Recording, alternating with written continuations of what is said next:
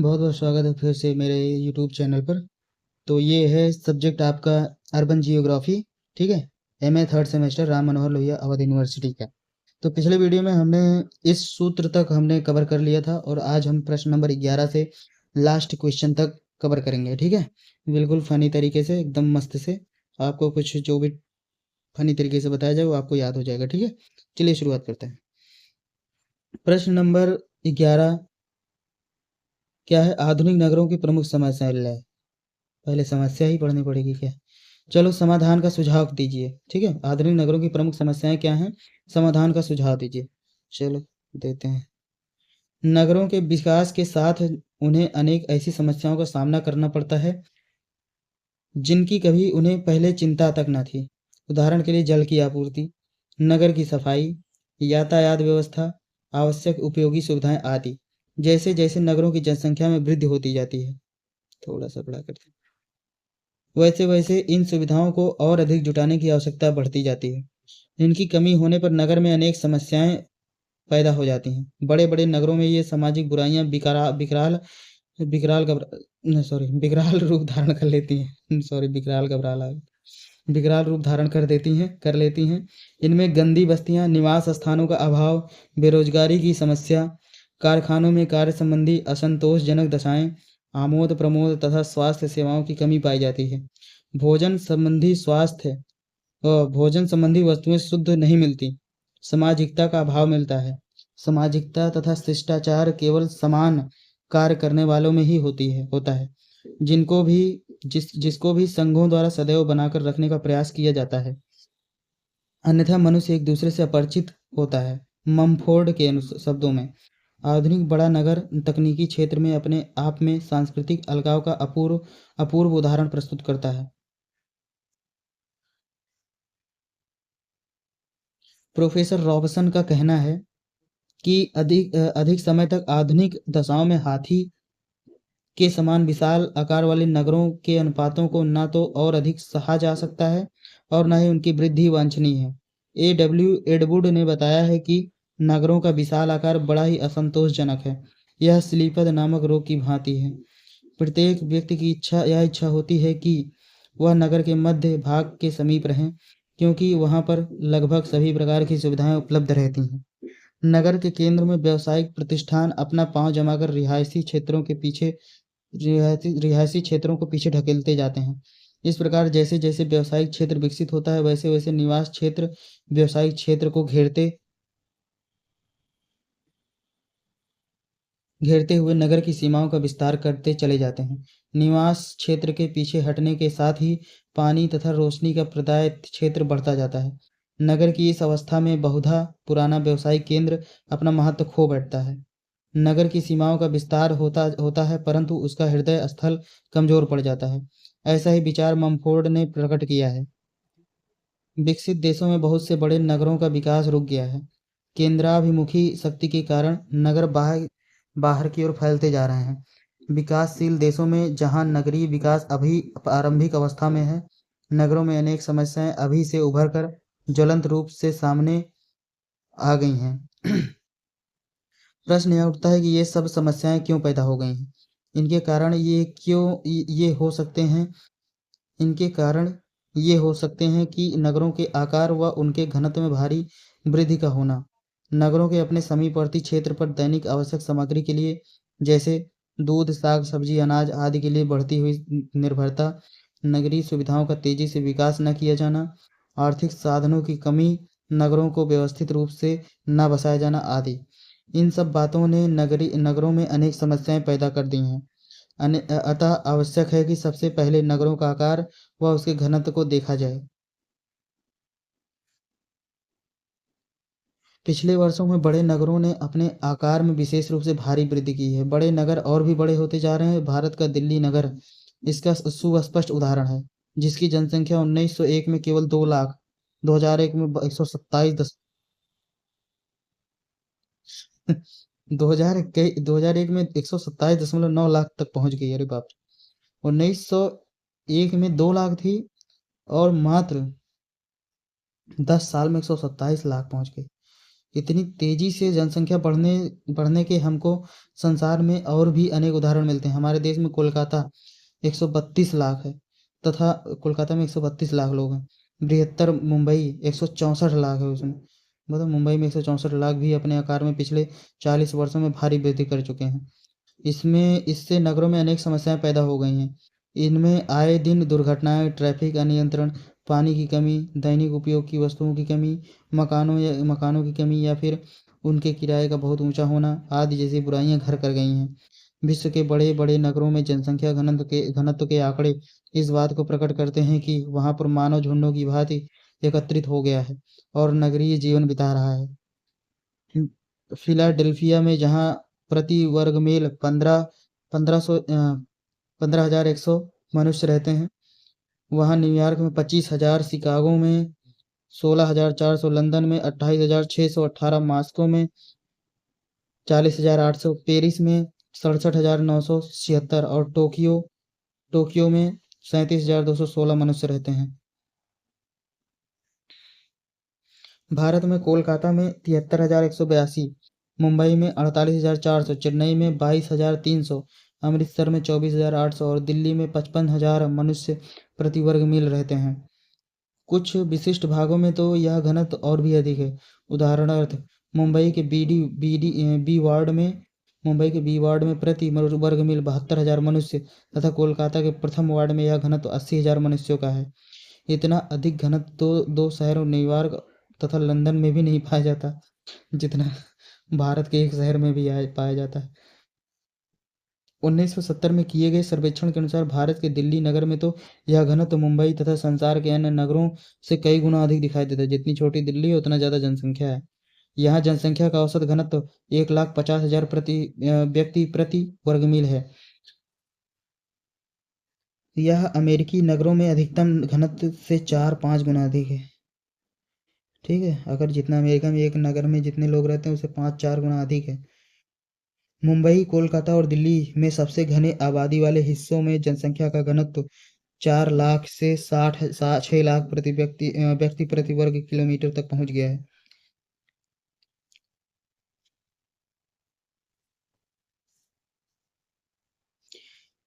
नगरों व नगरीय जनसंख्या के असमान वितरण ने भी समस्याएं पैदा करने में मदद की है। इस बारे में यदि संयुक्त राज्य अमेरिका पर ही विचार किया जाए तो मालूम होता है कि इस देश की 75% जनसंख्या उसके केवल 10% भूभाग पर निवास करती है। 90% जनसंख्या देश के केवल 1% भूभाग पर ही निवास करती है। इतने कम भूभाग पर इतनी अधिक नगरीय जनसंख्या का जमाव अनेक समस्याएं पैदा कर देता है, जिनको इस तरह वर्णित किया जा सकता है।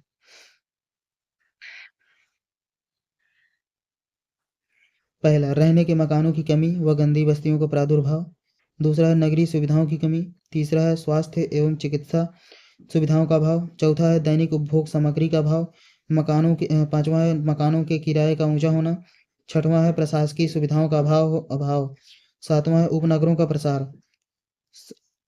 आठवां है घरेलू जल व मल के उपचारण की समुचित व्यवस्था का अभाव।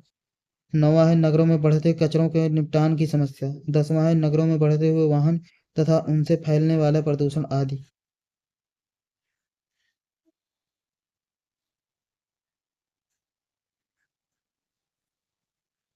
समाधान के उपाय। उपर्युक्त समस्याएं इस बात की ओर संकेत करती है कि नगरों का न केवल पुनरुद्धार किया जाए वरन नए नगरों को योजनाबद्ध प्रणाली के अंतर्गत ही बसाया जाए। नगरों को विशाल आकार में परिवर्तित होने से रोका जाए। इसके साथ साथ नगरों का निर्माण करते समय निम्नलिखित बातों को ध्यान में रखा जाए। प्रत्येक देश में नगर निर्माण संबंधी योजनाओं को क्रियान्वित करने के लिए एक देशव्यापी अधिनियम बनाया जाए। नगरों के वायुमंडल को दूषित होने से रोका जाए। उद्योगों को नगर से बाहर ऐसे स्थानों पर हवा के विपरीत दिशा में बसाया जाए जहां उसका धुआं और दुर्गंध नगर में प्रवेश न कर सके। कोयले के स्थान पर गैस का प्रयोग घरों में ईंधन के रूप में बढ़ाया जाए। वाहनों के शोर शराबे से निवास स्थानों को दूर बसाया जाए। प्रमुख सड़क मार्गों के सहारे निवास स्थानों का निर्माण न किया जाए। तीसरा है सूर्य प्रकाश, तापक्रम तथा वर्षा संबंधी दशाओं की पूर्ण जानकारी प्राप्त करके ही मकानों को बनाया जाए।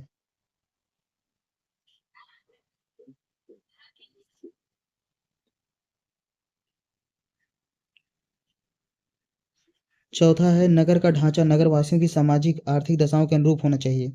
पांचवा है पुराने नगरों का पुनर्निर्माण हो, विशेष रूप से मध्यवर्ती भाग को फिर से बसाया जाए जहां पर अत्यधिक भीड़ भाड़ हो गई है। अनियोजित तरीके से बसे क्षेत्रों का पुनर्निर्माण किया जाए, गंदी बस्तियों की सफाई की जाए, नगरों में सड़कों और नालियों का विकास ठीक प्रकार से किया जाए, यातायात व्यवस्था को इस तरह व्यवस्थित किया जाए कि सभी प्रकार के वाहन सड़कों पर बिना किसी को क्षति पहुंचाए तथा गति को बनाए रखकर विचरण कर सकें।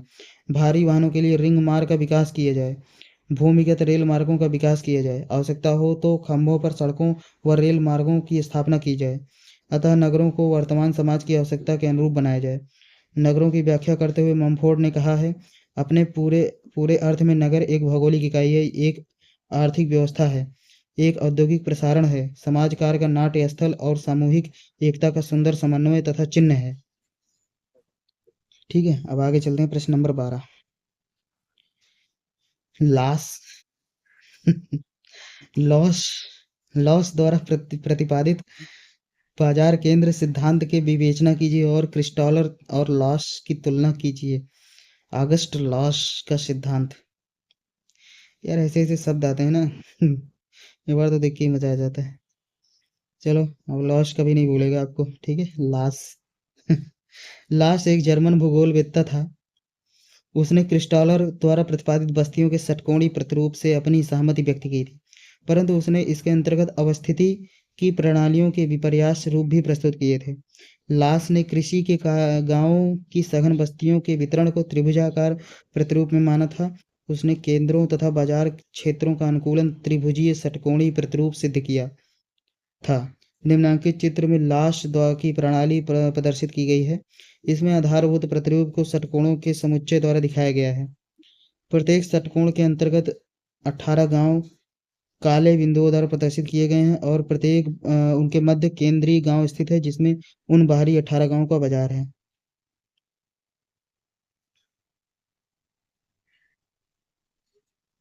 ठीक है, ये ऐसे बना देना षटकोण फटकोण। ठीक है, बन जाएगा, बस ऐसे ही बना देना। फुटबॉल का जैसे होता है ना, पूरा फाड़ दो तो ऐसे दिखने लगता है।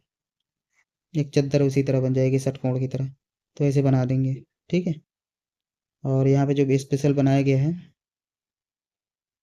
लास्ट प्रणाली में 3 सबसे सबसे छोटे बाजार क्षेत्रों के आकार है। ऐसे चित्र ध्यान से बनाएंगे और स्क्रीनशॉट ले लें और इसे बना देंगे। ठीक है, चलिए आगे चलते हैं।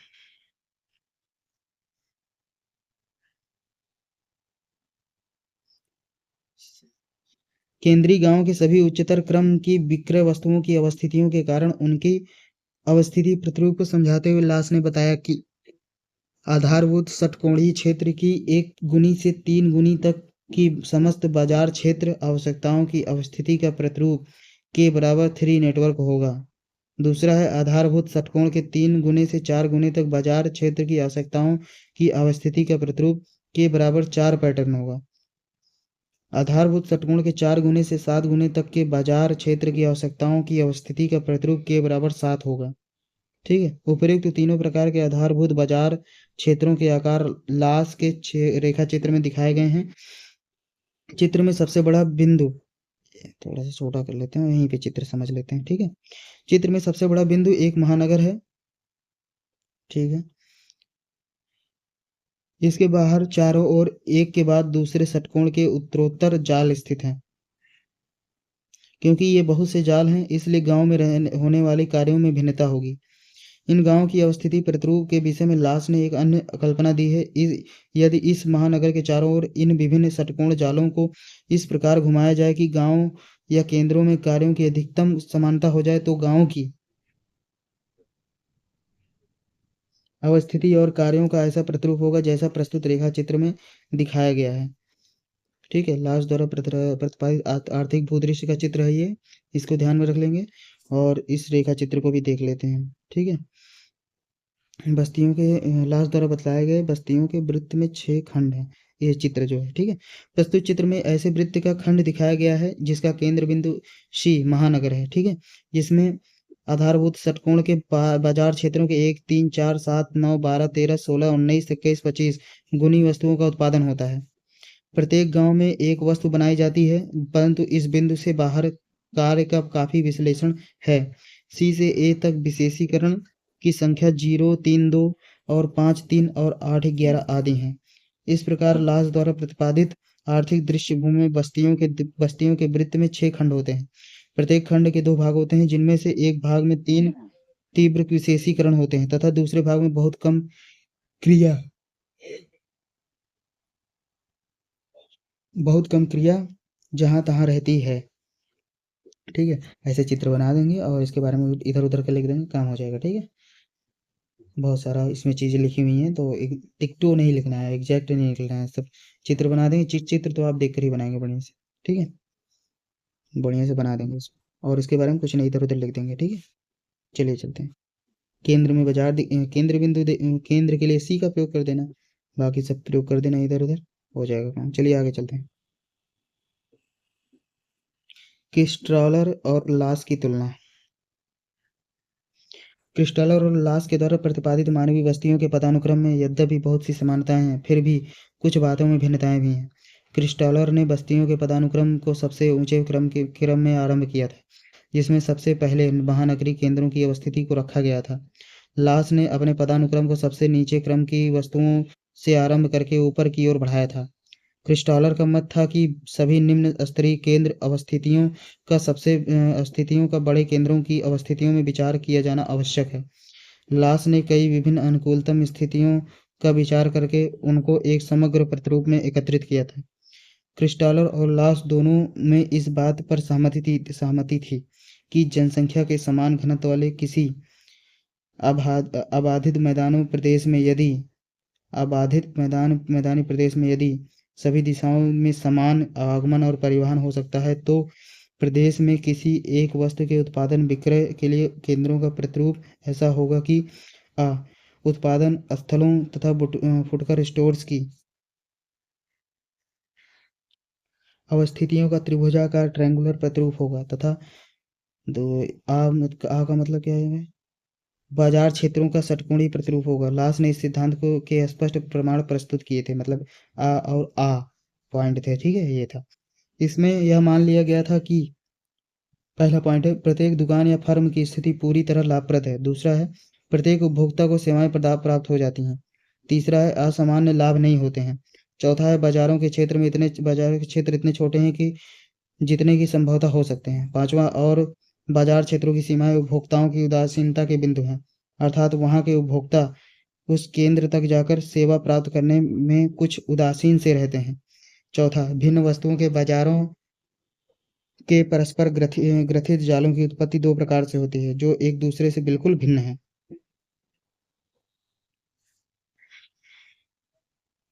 क्रिस्टॉलर सबसे उच्च क्रम की वस्तु से आरंभ करता है, जो सबसे अधिक राष्ट्रीय महत्व की वस्तु है और महानगरीय केंद्रों की स्थापना करती है।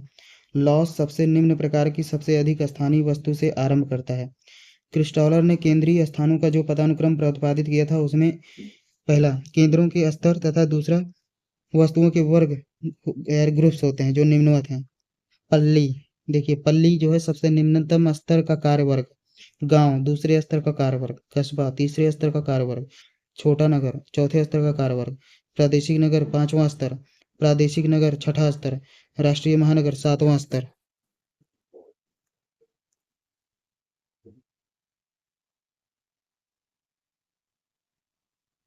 परंतु लाश अनेकता पूर्ण आर्थिक भूदृश्य का निर्माण करता है, जिसमें केंद्रों के द्वारा विशेषीकरण किया जाता है। क्रिस्टॉलर का सिद्धांत फुटकर व्यवसाय तथा सेवा व्यवसाय की अवस्थितियों को समझने के लिए सबसे अधिक उपयुक्त है, जबकि लॉस की प्रणाली के द्वारा बाजार पर आधारित निर्माण उद्योगों की स्थानिक वितरण का विश्लेषण किया जा सकता है। क्रिस्टॉलर सिद्धांत में समूहीकरण के लिए उपभोक्ताओं की बहुउद्देशीय यात्राओं पर न्यूनतम यात्रा व्यय होना माना गया है, परंतु लॉस ऐसी दशा की कोई शर्त नहीं लगाता। क्रिस्टॉलर की प्रणाली सबसे अधिक उपयुक्त प्रयोग उन नगरों के स्वरूप को समझाने में किया जाता है जो विरल बस्तियों के क्षेत्रों में विकसित हुए हैं।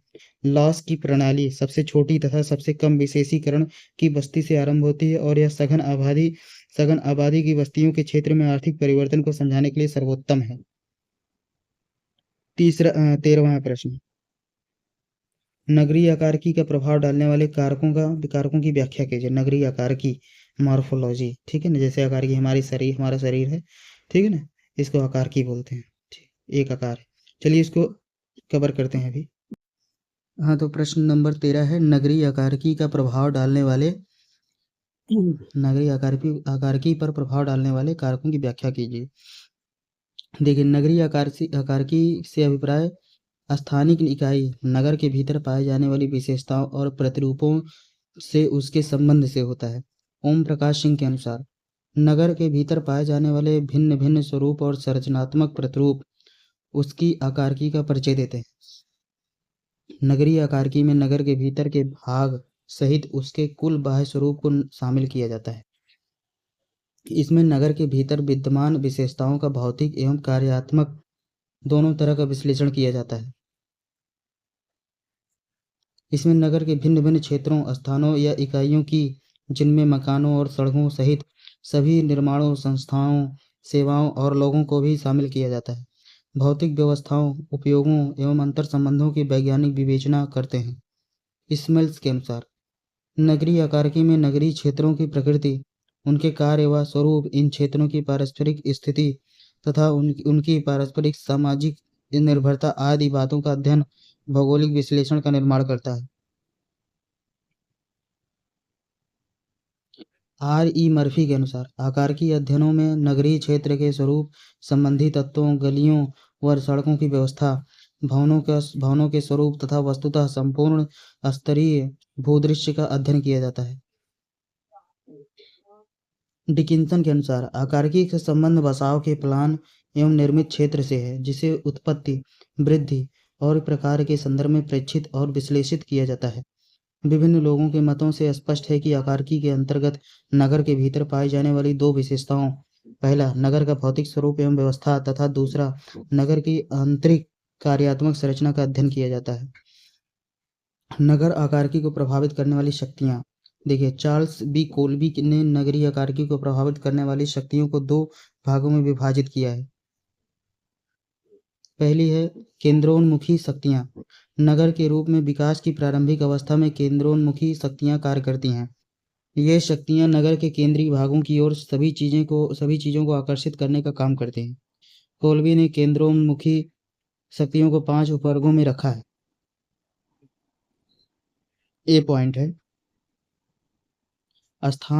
बसाव स्थान आकर्षण।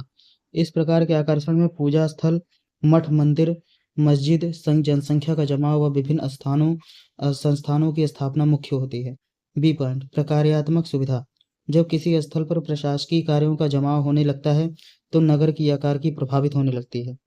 इस प्रकार की कार्यात्मक सुविधा केंद्रोन्मुखी शक्ति होती है। सी पॉइंट है प्रकार्यात्मक चुंबकत्व। नगर के केंद्र में विकसित कार्य संबंधित कार्यों के विकास को प्रेरित करते हैं। ऐसी शक्ति को कार्यात्मक चुंबकत्व शक्ति कहते हैं।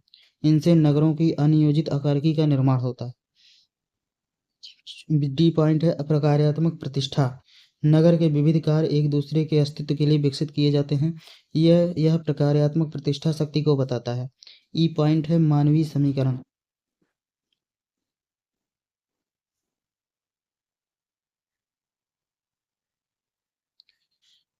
ये केंद्रोन्मुखी शक्तियों के अंतर्गत आते हैं ना, है ना। तो इसमें ई पॉइंट है मानवीय समीकरण।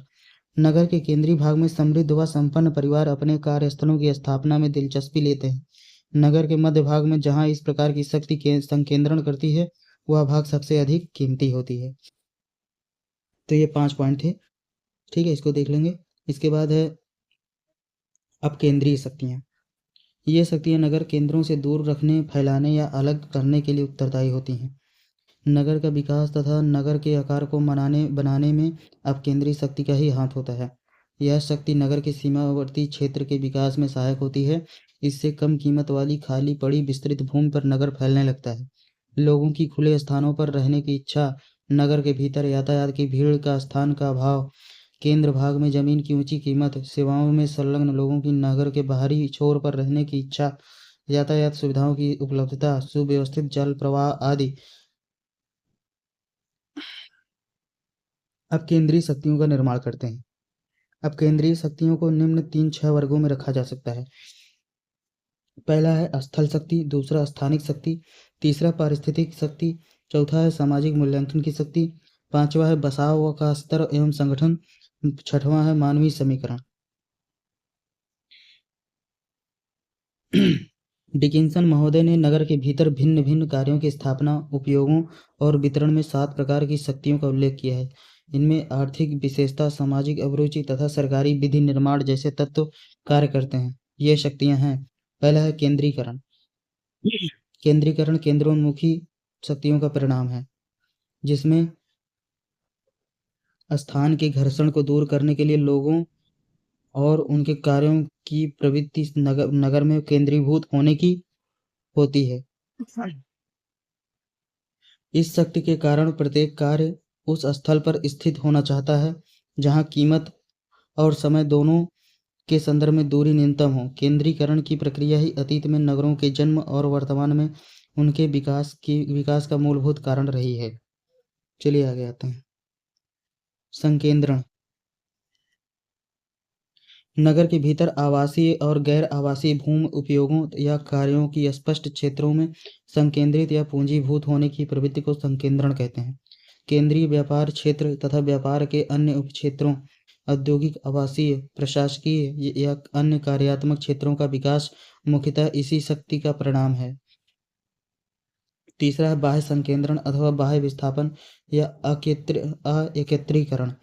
नगरीय क्षेत्र के भीतर एकत्रित विद्यमान पुंजों के खुले बाह्य भागों की ओर स्थानांतरण को बाह्य संकेंद्रण या बाह्य विस्थापन कहते हैं। इसे प्रोत्साहित करने में तीव्रगामी परिवहन के साधनों का विशेष योगदान रहता है। नगरीय ईंट गारा संश्लिष्ट का प्रसार या बाहर के क्षेत्रों की दिशा में इसका विकृत होना इस शक्ति का परिणाम है। संयुक्त राज्य अमेरिका में इसे नगरीय विस्फोट के रूप में देखा जाता है। विकेंद्रीकरण। इस शक्ति के द्वारा नगर के कुछ कार्यों या कार्यात्मक इकाइयों का अलग नगर या केंद्र में स्थानांतरण होता है। यह प्रायः तब होता है जब नगर के भीतर स्थान की कमी पड़ने लगे। इस क्रिया से उपनगरों का निर्माण होता है। पुनः केंद्रीकरण। विकेंद्रीकृत कार्यों को अन्य कार्यों के साथ पुनः एकत्र करने की प्रक्रिया को पुनः विकेंद्रीकरण शक्ति का परिणाम समझा जाता है। परस्पर पूरक बड़े निर्माणों को एकत्र करके छोटे औद्योगिक निर्माणों या इकाइयों को प्रदेश के छोटे नगरों में स्थानांतरित करके महत्वपूर्ण ग्रामों या बहुत छोटे नगरीय केंद्रों में छोटी इकाइयों को स्थानांतरित करके अथवा छोटे निर्माणों की छोटी पारिवारिक इकाइयों के रूप में छितरा करके पुनः विकेंद्रीकरण किया जाता है। छठवां है आवासीय पृथक्करण। इसका तात्पर्य है एक अलग स्थान पर संस्थाओं या आवासीय क्षेत्रों के रूप में नगर बसने की प्रवृत्ति। सामान्यतः एक जाति, धर्म, संस्कृति व आर्थिक समानता वाले लोग एक स्थान पर रहना पसंद करते हैं। नगर के इस किसी भाग में बसते समय या स्थानांतरित होते समय यह शक्ति काम करती है। प्रभुत्व, आक्रमण एवं अनुक्रमण। इन क्रियाओं का संबंध भवनों के उपयोग तथा उनके उपयोगकर्ताओं में परिवर्तन से है। किसी दिए हुए उपयोग के किसी क्षेत्र में इस तरह स्थापित हो जाने को प्रभुत्व कहते हैं, जिससे अन्य उपयोगों से प्रतिस्पर्धा अधिक शक्तिशाली नहीं होती। समय बीतने के साथ साथ इस उपयोग का प्रभुत्व परिवार की अवस्था में पहुंचते हुए या आक्रमणों से क्रमशः अन्य उपयोगों अथवा उपयोगकर्ताओं द्वारा बदल दिया जाता है। इससे आवासीय मकानों का उपयोग व्यापारिक कार्यों में धीरे धीरे होने लगता है।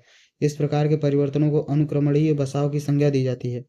इन परिवर्तनों की समाप्ति भवनों या क्षेत्रों के पुनर्निर्माण या नवीनीकरण से होती है।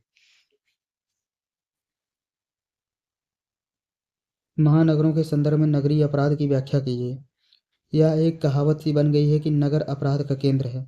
अपराधियों से कचहरियां भरी रहती हैं और न्याय होता है, परंतु अपराधी कभी कम नहीं होते हैं। नगर के ये क्वेश्चन इंपॉर्टेंट है। महानगरीय संदर्भ में नगरीय अपराध की व्याख्या कीजिए। ठीक है, ये आएगा ही। यह एक कहावत सी बन गई है कि नगर अपराध का केंद्र है। अपराधियों से कचहरियां भरी रहती हैं और न्याय होता है, परंतु अपराधी कम नहीं होते हैं। नगर के पेशेवर अपराधियों की ऐसी दशा है कि उनका जीवन यापन ही अपराध पर निर्भर है। उनका कार्यक्षेत्र नगरों के बाजार और हाट है। नगरीय जनसंख्या अत्यंत गतिशील है। नगरों में अनेक संस्कृति और मत के अनुयायी आते रहते हैं और बिना किसी लगाव के चले जाते हैं। गरीबी के सताए मजदूर नगरों में काम ढूंढने आते हैं और गंदी बस्तियों के वासी बनते हैं और अपराधी समूहों के संपर्क में आकर अपराध करते हैं। नगर प्राथमिक समूहों का एक जमाव नहीं, जहाँ सामाजिक नियंत्रण कठोर और कार्यरत रहता है, वहाँ अनेक प्रकार की संस्थाओं और समूहों का जमाव होता है, जिनका व्यक्ति व्यवहार और चरित्र पर कोई ऐसा प्रभाव नहीं पड़ता जिससे वह एक नियंत्रित नागरिक बन सके। नगरों में जनसंख्या का जमाव और अनेक प्रकार की संस्कृति और मत के मानने वाले व्यक्तियों का एकत्र होना और फलतः सांस्कृतिक संघर्ष को बढ़ावा देना और अपराध को कम करना तथा उसके लिए पृष्ठभूमि तैयार करना नागरिक जीवन का अंग है। वेश्यालय, जुआ अड्डा, मद्यालय, जलपान गृह और अनुचित मनोरंजन के साधन नगरों की विशेषताएं हैं जो अपराध का मुख्य कारण है। ठीक है, ये सब चीज़ें वहाँ पर, जैसे वेश्यालय आपको पता ही है, और जुआ अड्डा वहाँ पर कसिनो भी मिलता है। मद्यालय वहाँ पर ठेका काफ़ी ज़्यादा क्लब भी मिलता है ना, तो मद्यालय उसे बोलते हैं। जलपान गृह और अनुचित मनोरंजन के साधन नगरों की विशेषताएं जो अपराध के मुख्य कारण हैं। यहाँ पर बहुत सारे लोग आते हैं, ठीक है, और अपराध करते हैं। इस संदर्भ में टिलफोर्ड आर शा के दृष्टिकोण को रखना उचित होगा। उन्होंने शिकागो नगर में अपराधियों का अध्ययन किया और इस परिणाम पर पहुंचा कि अपराध नगर के केंद्र और व्यापारिक स्थान पर नगर की परिधि की अपेक्षाकृत अधिक होते हैं तथा नगरों में पड़ोस के सामाजिक नियंत्रण की अवनति हो रही है। जनसंख्या गतिशील हो गई है, औद्योगिकरण का नगरों पर प्रभाव पड़ा है और नगरों में जगह की कमी के कारण बहुत बड़ी जनसंख्या गंदी बस्तियों में रहती है। अपराधी समूह और सामान्य जनता एक साथ रहती है, जिसके कारण अंतःक्रिया होती रहती है। नगरों में अधिकतर औद्योगिक केंद्रों में पुरुषों की एक बहुत बड़ी संख्या उन व्यक्तियों की जिनके परिवार देहात में होते हैं की होती है, जो कठिन परिश्रम के पश्चात उपयुक्त तथा स्वस्थ मनोरंजन की कमी के कारण मद्यपान और वेश्यागमन करते हैं और जुआ भी खेलते हैं। छोटे नगरों से बड़े नगरों में व्यभिचार और अपराध अधिक होते हैं, वहाँ अपराधियों की एक संगठित समूह मिलता है।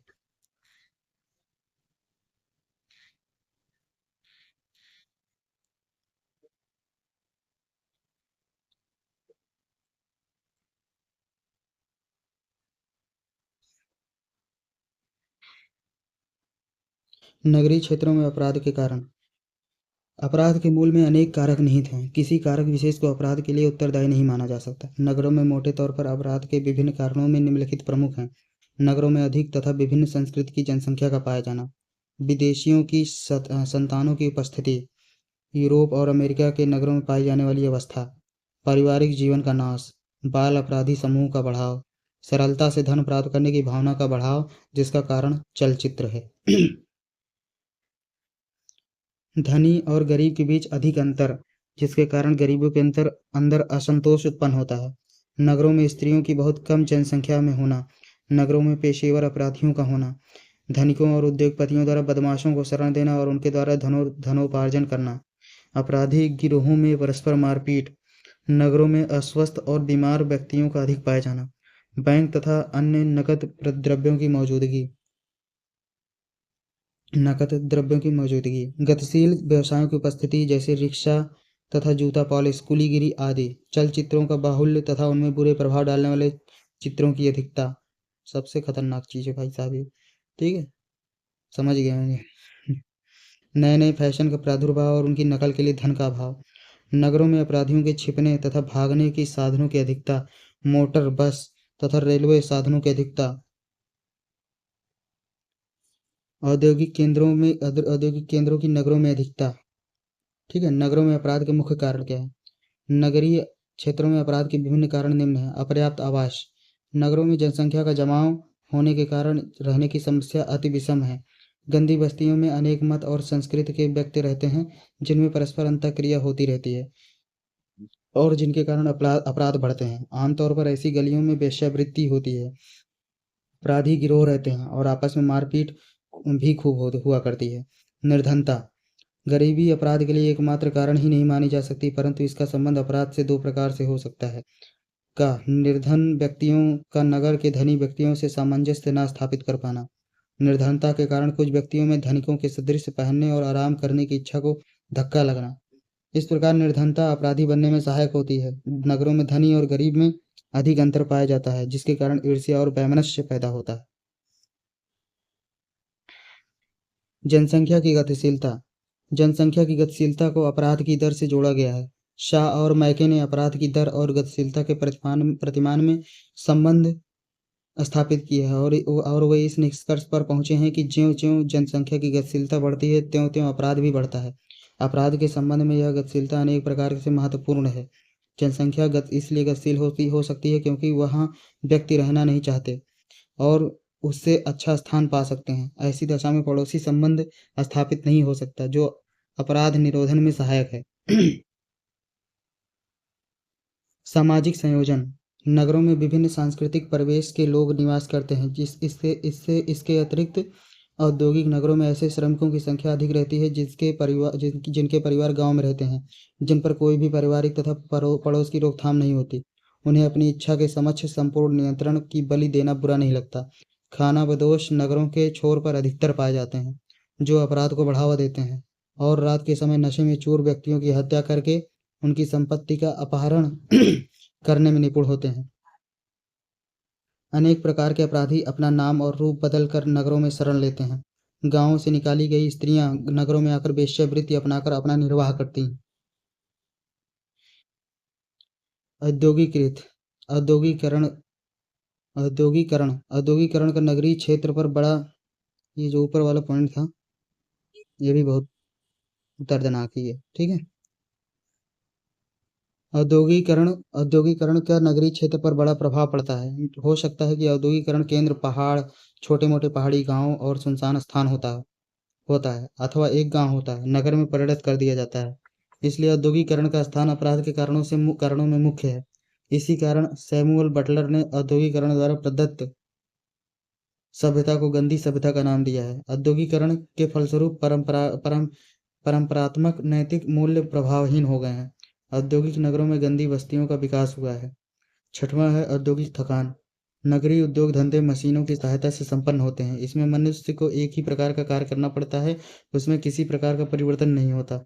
अतः एक ही कार्य को निरंतर करने से नीरसता आ जाती है, वह थकावट महसूस करता है। औद्योगिक दुर्घटना। औद्योगिक दुर्घटनाएं व्यक्ति की क्षमता को प्रभावित करती हैं। वह अपाहिज सा होता है, उसे समाज के ऊपर एक बोझ सा बनकर रहना पड़ता है। इस अवस्था में उससे अनेक अपराध हो जाते हैं। आठवां है व्यावसायिक बीमारी। कोयले की खानों में काम करने वाले को अनेक प्रकार की व्याधियां होती हैं। उनका फेफड़ा खराब हो जाता है, आंखों में रोग हो जाता है और अनेक प्रकार के चर्म रोग भी हो जाते हैं। जूट मिलों में काम करने वाले लोगों को भी अनेक प्रकार के रोग हो जाते हैं। बहुधा उनको कम सुनाई देता है। अनेक रोगों से ग्रसित होकर मजदूर अपराध की तरफ बढ़ सकता है। अनेक कामों के बाद अवकाश पाने पर ऐसा देखा गया है कि मजदूर बेकार हो जाता है और वह दूसरी जगह काम नहीं कर सकता। 9वां पॉइंट है व्यावसायिक अयोग्यता। अनेक व्यक्ति अपने कार्य से संतुष्ट नहीं रहते, उनको अपने कार्य से प्रत्येक क्षण शिकायत रहती है। इलियट और मोरिल के अनुसार व्यावसायिक असमंजसता न्यूरेस्थेनिया, अपराध, मद्यपान तथा पागलपन का कारण हो सकता है। ठीक है। तो हमारा ये सीरीज खत्म होता है। ठीक है। हमारा सीरीज जो है ये आज समाप्त हो गया है और आप सबको बहुत बहुत बधाई। आप सबका एग्ज़ाम बहुत अच्छा जाए। ठीक है। ऑल द बेस्ट मेरी तरफ से। और आपको कोई भी फीडबैक देना है या फिर आपको वीडियो से कितनी हेल्प मिली, आपको कितना फ़ायदा हुआ है, ये ज़रूर कमेंट बॉक्स में लिख देंगे। ठीक है। तब तक के लिए बहुत बहुत धन्यवाद। मिलते हैं अगले सेमेस्टर में आपके साथ। Thank you.